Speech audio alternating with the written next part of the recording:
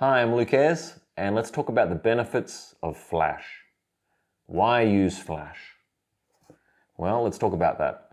So basically, there's two kinds of light. Two types of lights that you can use to light things. First one is what's called a constant light. It gets its name because when you turn it on, it stays on. It is constant. There is constantly light on whatever it is you're trying to photograph, right? That's opposed to a flash, which obviously gets its name because it flashes. And you only see the light for the split second that it's on, and then you don't see it after that. Now there's pros and cons to both of these things. Why would a pro use a flash when obviously it's like, well, you can't even see the thing, right? So yes, when you're starting out and learning to light, absolutely. Use constant light, all right? Because you can see how it works. You can, before you've even taken any photos, you can see how your light looks, right? With a flash, once you've connected it to the camera and gotten it synchronized so that when you click the camera, the flash goes off at the same time. When you're using a flash, you can only see what the flash actually looks like after you've taken the photo. You look at the photo and then you can see in your captured photo what the lighting looked like. Now, for a beginner, that is super annoying because it's like, oh my God, you serious? Like, I have to take a photo before I can see if it even looks good or not, you know? Why? Why do that? Well, the real simple thing is basically this, although it's lovely that you can always see that it's on, the problem with that is that although it looks bright, it's not bright. It is not anywhere near as bright as this can go, all right? Because this is only on for an instant of time, it can output so much more strength than this ever could. All right, unless you get something that just sucks all the wall power from a house, you know, like those big film lights, okay? If you don't have something like that, then a flash is great because it gives you so much brightness in such a small size. And the only problem is you can't see it, right? But why? Let's talk about how to use a flash, all right? So the other thing is, right, when you talk about flashes, there's sort of two levels of flash, right? Now, when you get a flash, they come in different powers, different strengths, all right? So for something like this that you might recognize as sort of a shape. It's got a little bendy head and it can sort of just slide onto the top of the camera like that, right? This is normally called a speed light, all right? A speed light, okay? It's called a speed light. It's a light that drives too fast. Now, with speed lights, the brightness, so to speak, of them is measured in what's called a guide number. And the guide number is a whole bunch of mathematics that works out, how much distance can it light up at certain camera settings, blah, blah, blah. You don't need to know any of that. But basically, if the guide number is higher, that means it's brighter, okay? That's the world of speed lights. Now, but when you get really like what you see the real pros using, like in big studios and these sorts of things, this is nice because it's like, quite portable and small. But if you want even more power than this, then you go to the next level, which is called a strobe. All right? And a strobe it can be any shape or size. They're usually a lot bigger. They usually have bigger batteries.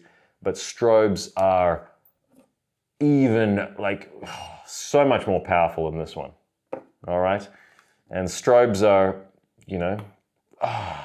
they are just horrifically bright. They can be.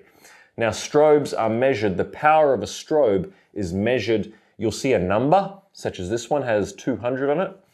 And then after the number, you'll see WS. If you look in the manual or somewhere, you go through it and you'll see a number and then you'll see WS. WS stands for watt seconds.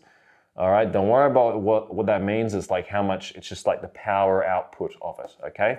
And so a higher WS number on a strobe means more power from the strobe, okay? Now, very simply put, any strobe is better or brighter than a speed light, okay? All right, good. So basically, you use a flash because it's brighter. It's much brighter than a constant light. That's the simplicity of it, okay? Why would you need so much power? Well, when you know your camera settings, right, the cool thing about flash is that when you're trying to be pro and you're trying to really control your light, you'll notice that light comes from all different parts of your environment. Like, you know, there might be a little light coming from here, there might be some sunshine coming in, bouncing off the wall and blah, blah, blah. And there are actually all these sources of light that the average person doesn't even notice until you're trying to take a photo and make it look good, that there is light that he doesn't want coming from somewhere and blah, blah, blah, blah, blah.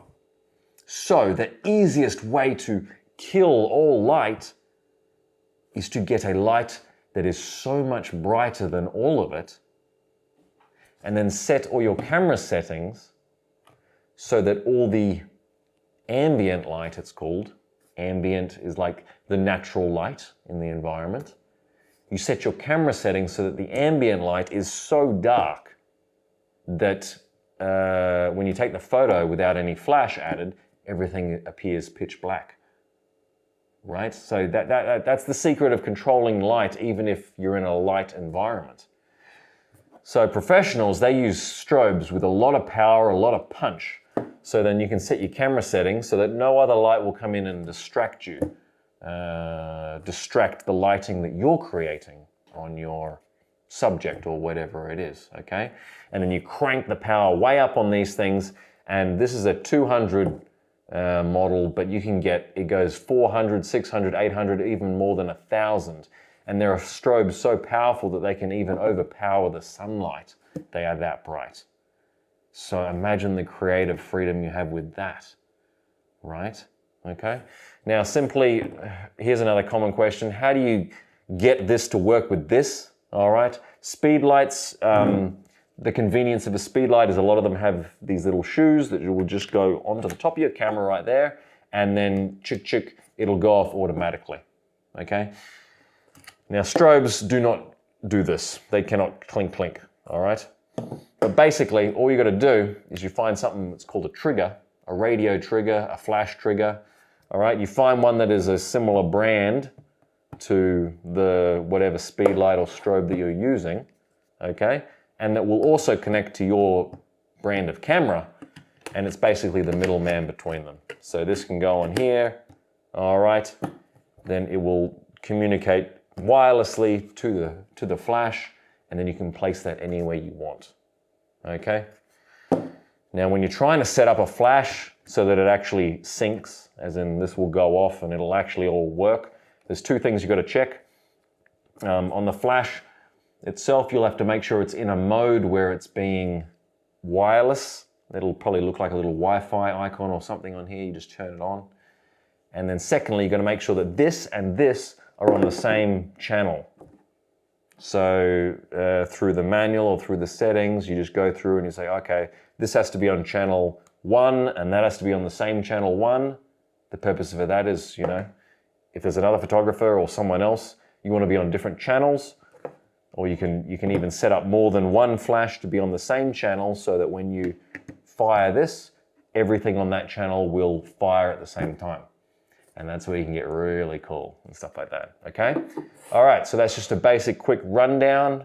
Flash, you want to get real good, you want to know your stuff, you learn flash eventually, but that's really how you control your light.